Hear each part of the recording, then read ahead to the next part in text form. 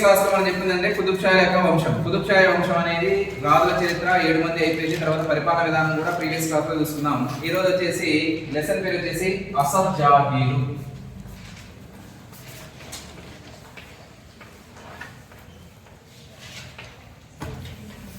అసఫ్జాహీలు ఈ రోజు వచ్చేసి మనం చెప్పిన టాపిక్ పేరు ఏంటంటే అసఫ్జాహీలు. ఈ అసఫ్జాహీలు వీరి గురించి మనం తెలుసుకున్నట్లయితే అసలు వీరు ఏ ప్రాంతానికి చెందిన వారు? అసఫ్జాహీలు ఏ ప్రాంతానికి చెందిన వారు అంటే వీరు టర్కీ ప్రాంతానికి చెందినటువంటి వారు. ఏ ప్రాంతం? టర్కీ ప్రాంతానికి చెందినటువంటి వారు అసఫ్జాహీలు ఏ ప్రాంతానికి చెందిన వారు అంటే టర్కీ ప్రాంతానికి చెందిన వారు. వీరి యొక్క తెగ ఏంటి అంటే తురానీ తెగకు చెందినటువంటి వారు. తురానీ తెగకు చెందినటువంటి వారు. అసఫ్జాహీలు ఏ దేశానికి చెందినవారు? టర్కీ దేశానికి చెందినవారు. ఆ టర్కీలో కూడా మరి వారు ఏ తెగకు చెందినవారు అంటే తురానీ తెగకు చెందినటువంటి వారు. అయితే వీరు మన భారతదేశానికి ఎలా వచ్చారు సార్ అంటే భారతదేశానికి ఈ టర్కీ దేశానికి చెందినటువంటి తురానీ తెగకు చెందినటువంటి వారు ఎవరి కాలంలో ఎవరి దగ్గరకు వచ్చారు అంటే మొఘలుల దగ్గరికి వచ్చారు.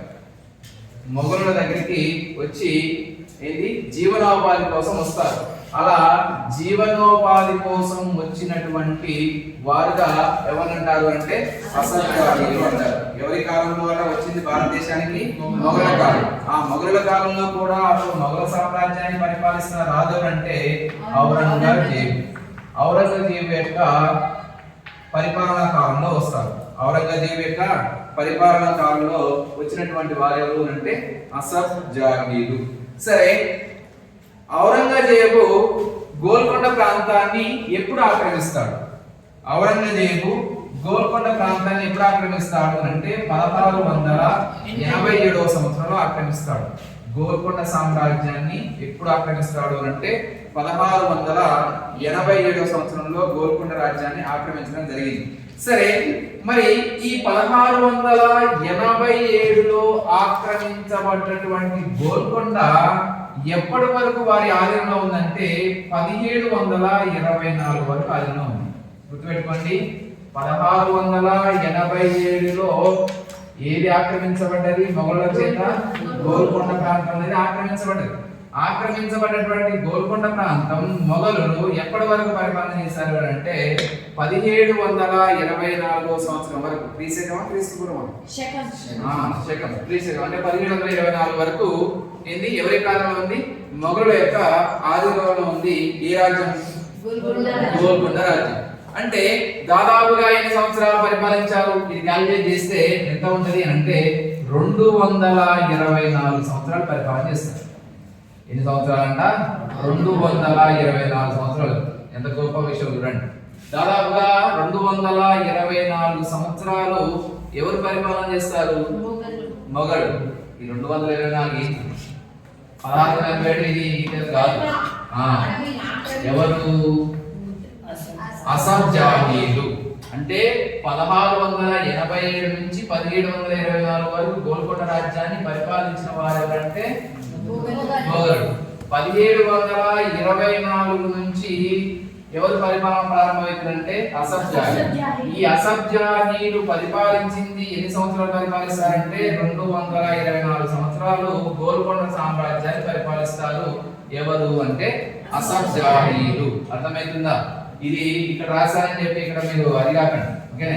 రైట్. అంటే అసఫ్జాహీలు గోల్కొండ ప్రాంతాన్ని పరిపాలించింది ఎన్ని సంవత్సరాలు అంటే 224 సంవత్సరాలు పరిపాలిస్తారు. అంటే ఎందుకంటే గుర్తుపెట్టుకోండి, ఇక్కడ నేను చెప్పిన అంశం ఏంటంటే 1687లో గోల్కొండ అనేది మొఘలుల చేతిలో ఉన్నది. ఎప్పటి వరకు మొఘలుల చేతిలో ఉందంటే 1724. అంటే 1687లో గోల్కొండ ఆక్రమించబడ్డది. ఎప్పటి వరకు ఉన్నది వారి కాలంలో అంటే 1724. 1724 సంవత్సరంలో మళ్ళీ ఎవరి కాలంలోకి వచ్చేసిందంటే అసఫ్జాహీల యొక్క ఆధీనంలోకి వచ్చింది. ఆ వచ్చినటువంటి అసఫ్జాహీల యొక్క ఆధీనంలోకి వచ్చినటువంటి గోల్కొండ సామ్రాజ్యం ఎన్ని సంవత్సరాలు పరిపాలించబడిందంటే 224 సంవత్సరాలు పరిపాలించబడింది. సరే, ముందుగా ఇప్పుడు అసఫ్జాహీలు ఏ ప్రాంతం వారో తెలుసుకున్నాం, ఓకేనా?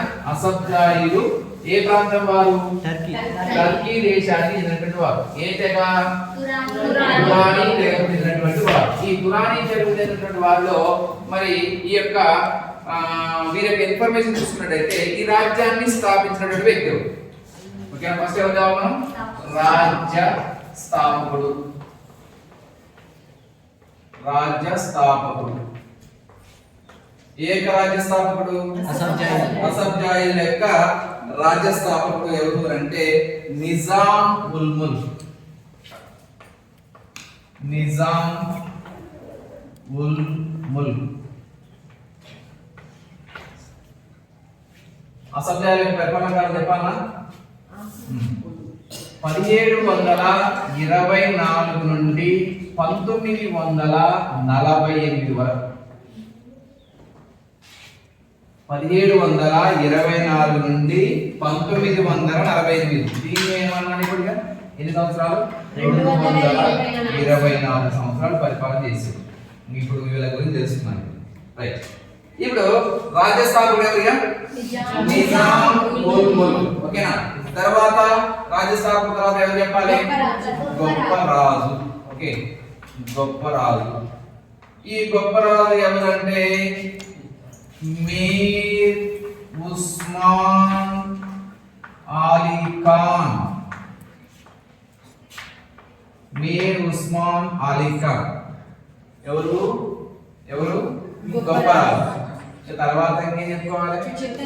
చివరి రాజు. నెక్స్ట్ వన్ ఎవరంటే చివరి రాజు. చివరి రాజు ఎవరు అంటే same as well Mir Osman Ali Khan. Mir Osman Ali Khan ఇతను చివరి రాజు. ఓకే, గొప్ప రాజు మీర్ ఉస్మాన్ అలీ ఖాన్, చివరి రాజు కూడా మీర్ ఉస్మాన్ అలీ ఖాన్. ఇంకా నెక్స్ట్ ఎవరు చెప్పుకోవాలి? వీరి యొక్క రాజధానులు. ఎవరి యొక్క రాజధానులు? అసఫ్జాయిల యొక్క రాజధానులు. వీరికి 2 రాజధానులు ఉన్నాయి. ఎన్ని రాజధానులు? 2 రాజధానులు. అదేంటంటే మొదటిది ఔరంగాబాద్. ఔరంగాబాద్. రెండోది హైదరాబాద్.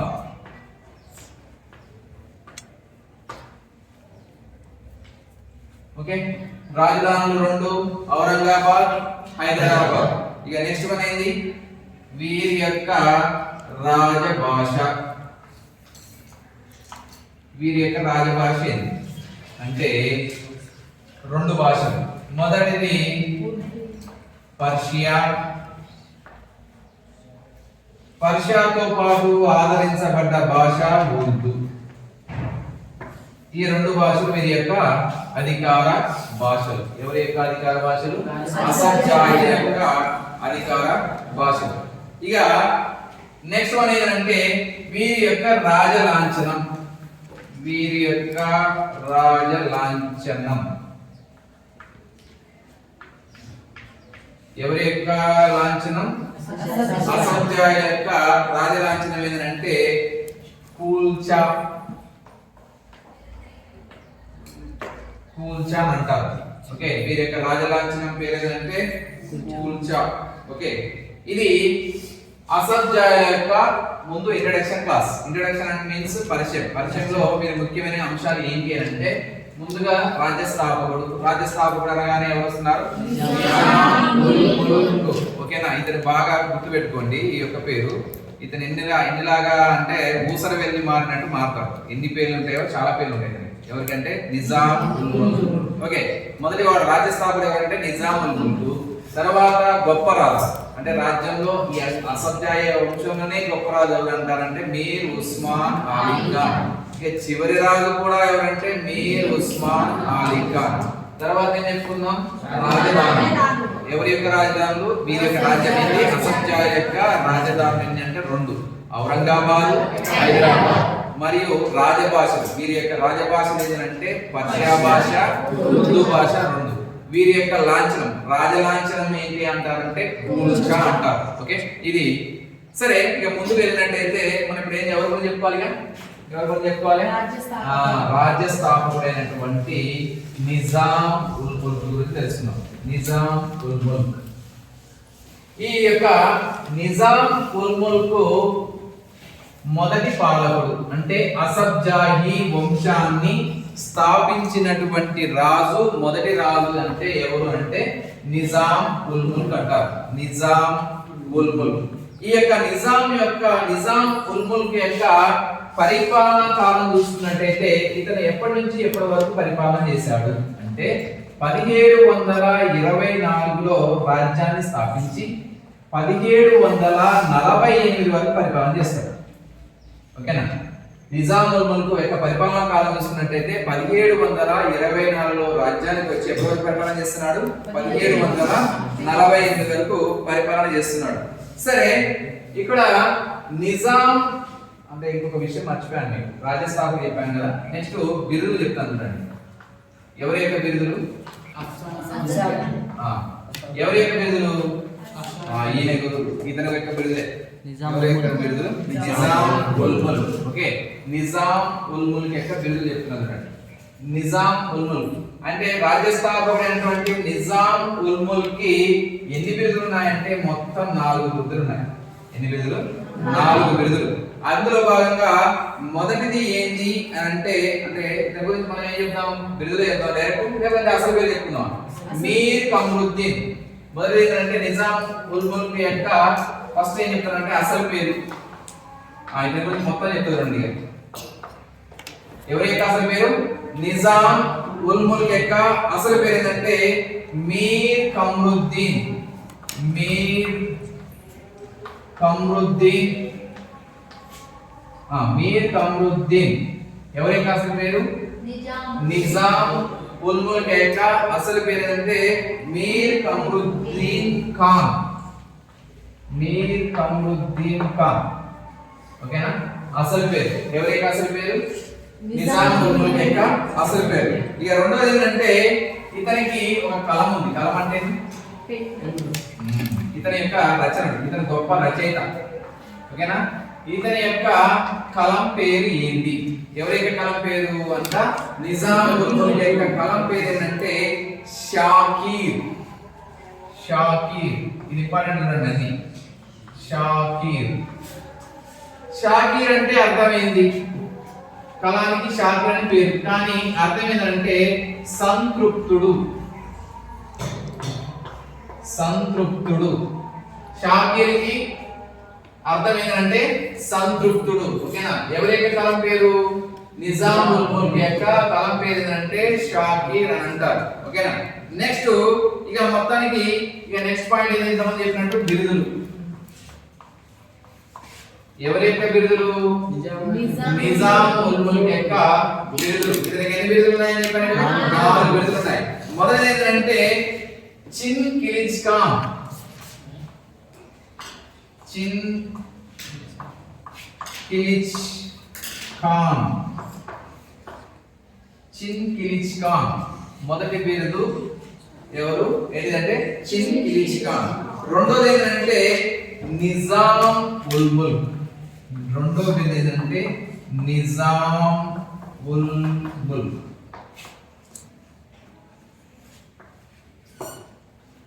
రెండో బిరుదు నిజాం ఉల్ ముల్క్. నెక్స్ట్ మూడోది ఏంటంటే మూడోది నిజాం ఉల్ ముల్క్ సరే ఫతే జంగ్. పూర్తి పేరు ఏంటంటే నిజాం ఉల్ ముల్క్ ఫతే జంగ్.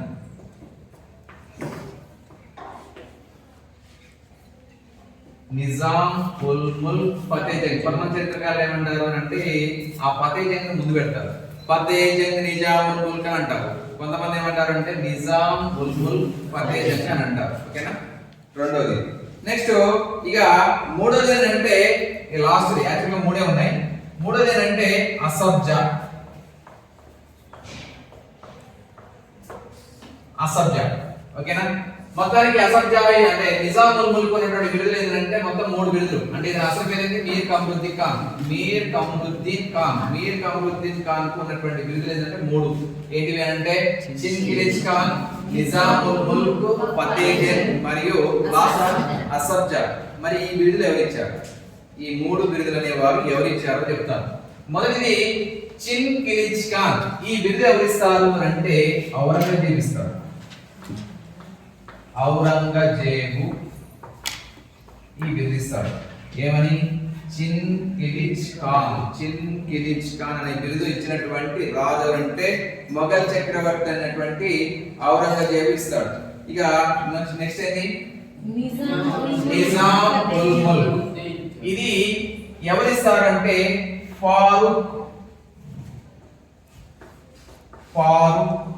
షియర్. ఫారూక్ షియర్ ఇస్తాడు. ఇతను కూడా మొఘల్ చక్రవర్తి. ఈ ఫారూక్ షియర్ అనేటువంటి వ్యక్తి మొఘల్ చక్రవర్తి. అది నేను లెసన్ చెప్పినప్పుడు చెప్తాను. ఫారూక్ షియర్ ఇస్తాడు. ఓకే. నిజాం ఉల్ ముల్క్ ఫతే జంగ్ అని పిలిచినటువంటి వ్యక్తి ఎవరంటే మొఘల్ చక్రవర్తి అయినటువంటి ఫారూక్ షియర్ ఇస్తారు. ఫారూక్ షియర్ ఇస్తాడు. ఇక నెక్స్ట్ ఏందిగా? అసబ్జా. ఈ అసబ్జా బిరుదు ఎవరు ఇస్తారంటే ఇతను కూడా మొఘల్ చక్రవర్తి. అతని పేరు ఏంటంటే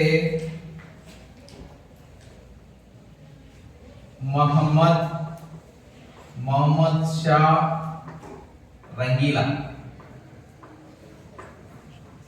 మొహమ్మద్ షా రంగీలా ఇస్తాడు. ఒకటిన్నర కింద మొహమ్మద్ షా రంగీలా. ఇది ఒకటే పేదరా సైడ్ రాస్తున్నా.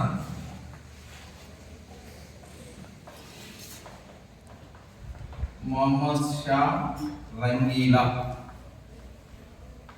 ఓకే.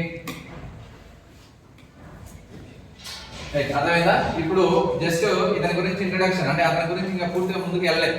ఓన్లీ ఏం చెప్తున్నాం, ఇతని గురించి ఇంట్రడక్షన్ చెప్తున్నాం. నిజాం ఉల్ ముల్క్ ఎప్పుడు నుంచి ఎప్పుడు పరిపాలన చేశాడు? 1724 నుంచి 1748 వరకు పరిపాలన చేస్తాడు. ఇతని యొక్క అసలు పేరు ఏంటంటే మీర్ కమరుద్దీన్ ఖాన్. మీర్ కమరుద్దీన్ ఖాన్ అనే వ్యక్తికి అతనికి ఒక కళ ఉంది. ఇతని యొక్క రచనలు, అంటే ఇతను కవి. ఎవరు? మీర్ కమరుద్దీన్ ఖాన్ అనే వ్యక్తి కవి, స్వయాన కవి. కాబట్టి అతనికి కళానికి పేరుంది. ఆ కళం పేరు ఏంటంటే షాకీర్. షాకీర్ అంటే అర్థం ఏంటంటే సంతృప్తుడు అని అర్థం. తర్వాత ఇతనికి బిరుదులు ఎన్ని ఉన్నాయి అంటే 3 బిరుదులు ఉన్నాయి. ఈ 3 బిరుదులు కూడా ఎవరిచ్చారు అంటే మొఘల్ చక్రవర్తులు. ఈ యొక్క మొఘల్ చక్రవర్తులు ఒక్కడే కాదు, 3 రాజులు ఇస్తారు. మొదలు ఏం చేస్తారంటే చిన్ కిలిచ్ ఖాన్. చిన్ కిలిచ్ ఖాన్ అనే బిరుదు ఎవరిస్తారంటే ఔరంగజేబు ఇస్తాడు. తర్వాత నిజాం ఉల్ ముల్క్ ఫతే జంగ్ అనే బిరుదు ఎవరిస్తారు అంటే ఫారూక్ షియర్ ఇస్తాడు. అసబ్జా మూడో యొక్క బిరుదు ఏంది? అసబ్జా. ఈ అసబ్జా యొక్క బిరుదు ఎవరిచ్చారు అంటే మొహమ్మద్ షా రంగీలా అనే వ్యక్తి ఇస్తాడు. Okay, right. అయితే ఇతను గురించి చూసినట్టయితే మొదటిగా ఇతను 6 సంవత్సరాల వయసులో, ఎన్ని సంవత్సరాల వయసు కదా? 6 సంవత్సరాల వయసులో ఔరంగజేబు దగ్గర పనిచేయడానికి వస్తాడు. 6 సంవత్సరాల ప్రాయంలో, ఇతని యొక్క వయసు 6 సంవత్సరాలు ఉన్నప్పుడు, ఎన్ని సంవత్సరాలు? 6 సంవత్సరాలు ఉన్న సమయంలో అతను ఏం చేస్తాడు అంటే ఒక అధికారిగా నియమించబడతాడు. 6 సంవత్సరాల ప్రాయంలో ఔరంగజేబు దగ్గర వచ్చి పెరిగి పెద్దవాడుతున్న సందర్భంలో ఔరంగజేబు ఇతనికి ఒక మున్సబ్దార్ గా నియమించుకుంటాడు. ఆ మున్సబ్దార్ గా అంటే ఏంటంటే ఇంతమంది సైన్యానికంటే 4000 సైన్యం మీద మున్సబ్దార్ గా ఉద్యోగం ఇస్తాడు. ఎవరు? ఔరంగజేబు ఇస్తాడు. మొఘల్ చక్రవర్తి అయినటువంటి ఔరంగజేబు ఎవరికి ఉద్యోగం ఇస్తున్నాడు? నిజాం ఉల్ ముల్క్ కి ఏం ఉద్యోగం ఇచ్చాడు? మున్సబ్దార్ విధానం అంటాడు. అంటే మున్సబ్దార్ పదవిని లేదా ఉద్యోగాన్ని ఇది ఇవ్వడం జరిగింది. ఆ మున్సబ్దార్ విధానంలో ఆ ఉద్యోగంలో సైన్యం ఎంత ఉంది అంటే 4000 మంది. అంటే 4000 మంది సైన్యానికి ఇతను ఏంటి? మున్సబ్దార్. అయితే ఈ మున్సబ్దార్గా ఇతను పరిపాలనా బాధ్యత చేపట్టినప్పుడు ఇక ఇతని యొక్క పనితనాన్ని నచ్చి, ఎవరి యొక్క పనితనం అన్నమాట? నిజాం ఉల్ ముల్క్ కి పనితనం నచ్చి, లేదా మీర్ కమరుద్దీన్ ఖాన్ అనేటువంటి వ్యక్తి పనితనం నచ్చి, ఔరంగజేబు ఒక వ్యక్తిని మెచ్చుకోవడం అంటే మామూలు విషయం కాదు, తెలుసు కదా మీకు. అలాంటిది ఈ మున్సబ్దారి విధానంలో తన యొక్క పనితనాన్ని నచ్చి ఏం చేస్తాడు అంటే ఔరంగజేబు ఒక బిరుదు ఇచ్చాడు. చెప్పాను ఇప్పుడే. ఔరంగజేబు ఇచ్చినటువంటి బిరుదు ఏంటి? చిన్ కిలిచ్ ఖాన్. దీనికి ఒక పేరు మన అర్థం ఉంటుందంటారు. చిన్ కిలిచ్ ఖాన్. ఔరంగజేబు ఎందుకు ఇస్తున్నాడు? ఉద్యోగంలో పనితనం నచ్చి, ఉద్యోగంలో పనితనం నచ్చి ఔరంగజేబు ఇచ్చినటువంటి బిరుదు ఏంటంటే చిన్ కిలిచ్ ఖాన్ బిరుదు ఇచ్చాడు. చిన్ కిలిచ్ ఖాన్ అంటే అర్థం ఏంటంటే కుర్ర కత్తి వీరుడు. చిన్ కిలిచ్ ఖాన్ అంటే ఏంటంటే కుర్ర కత్తి వీరుడు. వీడు కుర్రోడా లేకపోతే పెద్దోడా ముసలోడా? 6 సంవత్సరాల పిల్లోడు అంటే ఏంది? కుర్రోడే కదా, ముసలోడు. ఓకేనా? రైట్. చిన్ కిలిచ్ ఖాన్ అనే బిరుదుకి అర్థం ఏంటంటే కుర్ర కత్తి వీరుడు. ఒక మాట చెప్పాలంటే కత్తి పట్టడంలో కలం పట్టడంలో పేరున్నటువంటి వ్యక్తిగా ఎవరున్నారు? నిజాముల్ ముల్క్. నిజాముల్ ముల్క్ లేదా మీర్ కమరుద్దీన్ ఖాన్. ఓకేనా? అర్థమైందా? చిన్ కిలిచ్ ఖాన్ అంటే అర్థమేంటి? కుర్ర కత్తి వీరుడు. కుర్ర కత్తి వీరుడు అని ఎవరు ఇచ్చిన బిరుదు ఇది? ఔరంగజేబు ఇచ్చినటువంటి బిరుదు. అంటే ఔరంగజేబు ఈ పిల్లవానికి ఇంత గొప్ప బిరుదు ఇచ్చాడు. ఏంటి? అరే బాబు నువ్వు కుర్రకత్తి వీరుడురా అని చెప్పి అర్థంతో కూడినటువంటి చిన్ కిలిచ్ ఖాన్ బిరుదు ఇవ్వడం జరిగింది. సరే, ఇదే కాకుండా ఔరంగజేబు తర్వాత ఇతను ఎవరి దగ్గర పనిచేస్తాడు చూడండి. ఔరంగజేబు. ఓకేనా? ఫస్ట్ ఎవరి దగ్గర పనిచేస్తాడు? మొఘల్ చక్రవర్తి అయినటువంటి ఔరంగజేబు దగ్గర పనిచేశాడు. తర్వాత ఔరంగజేబు తర్వాత రాజ్యానికి ఎవరు వస్తారంటే మొదటి బహదూర్ షా. మొదటి బహదూర్ షా దగ్గర పనిచేస్తాడు. అయోధ్య ప్రాంతం. అయోధ్య ప్రాంతానికి మళ్ళీ ఏం చేస్తున్నాడు సార్ అంటే సుబేదార్ అనే పదవిని ఇచ్చాడు. సుబేదార్ అనే ఉద్యోగం ఇచ్చాడు. ఉద్యోగం చూడండి. మొదటి బహదూర్ షా మొఘల్ సామ్రాజ్య చక్రవర్తి అయిన తర్వాత నిజాముల్ ముల్క్ కి మళ్ళీ ఏం చేస్తున్నాడు? అయోధ్య ప్రాంతానికి పంపిస్తున్నాడు. ఏ ప్రాంతం అట? అయోధ్య ప్రాంతానికి ఏ ఉద్యోగానికి పంపిస్తున్నాడు? సుబేదారుగా పంపిస్తున్నాడు. కాలం గడిచింది. మళ్ళీ ఈసారి కూడా ఏమైంది? చనిపోయాడు. చనిపోయిన తర్వాత ఫారూక్ షియర్ వస్తాడు. ఎవరు? ఫారూక్ షియర్. ఈ యొక్క నిజాముల్ ముల్క్ కి మళ్ళీ ప్లేస్ మార్చి దక్కన్ ప్రాంతానికి గవర్నర్ గా నియమిస్తాడు. చూడండి, ఫారూక్ షియర్ వచ్చిన తర్వాత నిజాముల్ ముల్క్ యొక్క పదవి మారిపోయింది. మళ్ళీ ఎక్కడికి మార్చాడు? దక్కన్ గవర్నర్ గా నియమించి ఎంత సైన్యం అని తెలుసా? 7,000 సైన్యానికి సుబేదార్గా నియమించాడు. 7,000 సైన్యం పైన 7,000 సైన్యంతో దక్కన్ గవర్నర్ గా నియమించాడు. 7,000 సైన్యంతో మళ్ళీ దక్కన్ గవర్నర్ గా నియమించాడు. ఎవరు? ఫారూక్ షియర్. సరే, ఇతని తర్వాత ఫారూక్ షియర్ తర్వాత మళ్ళీ ఎవరు వస్తారంటే మొదటి మహమ్మద్ షా.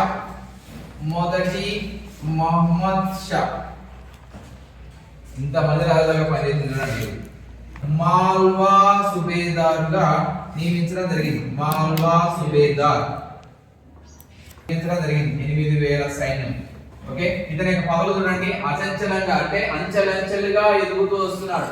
నిజాముల్ ముల్క్ అంటే బట్టి అంచెలంచెలుగా ఇతని పదవి మారుతుంది అంటే అర్థమైంది? ఇతను నమ్మకస్తుడా లేదా మోసగాడు? నమ్మకస్తుడు కాబట్టి గొప్ప ఏమంటారు టాలెంట్ ఉన్నటువంటి వ్యక్తి కాబట్టి మొదటిగా ఔరంగజేబు దగ్గర పనిచేసి ఒక బిరుదు సంపాదించుకున్నాడు. తర్వాత మొదటి బహదూర్ షా ఏం చేశాడు? అయోధ్య ప్రాంతానికి సుబేదార్ గా నియమించాడు. తర్వాత ఫారూక్ షియర్ ఏం చేశాడు? దక్కన్ గవర్నర్ గా నియమించి ఇక్కడ ఫారూక్ షియర్ ఇచ్చినటువంటి బిరుదు ఏంటని చెప్పాను? నిజాముల్ ముల్క్ ఫతే జంగ్. ఇతనే ఇచ్చాడు. ఫారూక్ షియర్ అనేటువంటి వ్యక్తి నిజాముల్ ముల్క్ ఫతే జంగ్ అనేటువంటి బిరుదు ఇచ్చినటువంటి రాజు అంటే ఫారూక్ షియర్. ఇక మొదటి మహమ్మద్ షా, ఇతనికి కూడా ఒక బిరుదు ఇస్తాడు. ఆ బిరుదు ఏంటంటే అసఫ్జా అనే బిరుదు ఇవ్వడం జరిగింది. ఓకే, అర్థమైందా? ఇప్పుడు నిజాముల్ ముల్క్ అనేటువంటి వ్యక్తి ఏం చేశాడు? 6 సంవత్సరాల ప్రాయంలో మొఘల్ సామ్రాజ్యానికి వచ్చి తన యొక్క పదవులు చూడండి. 6 సంవత్సరాల ప్రాయంలో మొఘల్ సామ్రాజ్యంలో సామాన్యమైన ఉద్యోగిగా ఉంటూ ఎంతమంది రాజుల దగ్గర పనిచేశాడు? 4 రాజుల దగ్గర. ఔరంగజేబు, తర్వాత మొదటి బహదూర్ షా, ఫారూక్ షియర్, తర్వాత మొదటి మహమ్మద్ షా. ఓకేనా? రైట్. ఇప్పుడు ఇతని యొక్క ఎవరి యొక్క ఔరంగజేబు దగ్గర పనిచేశాడు, బహదూర్ షా దగ్గర పనిచేశాడు, ఫారూక్ షియర్ దగ్గర పనిచేసి మొదటి మహమ్మద్ షా దగ్గర కూడా పనిచేశాడని చెప్తున్నాం. సరే, ఇంతకీ ఇతను గోల్కొండ సామ్రాజ్యాన్ని ఏ విధంగా స్వతంత్ర రాజు అయ్యాడో చూద్దాం. గోల్కొండ రాజ్యానికి స్వతంత్ర రాజుగా ఎలా అయ్యాడు అనంటే ఇతను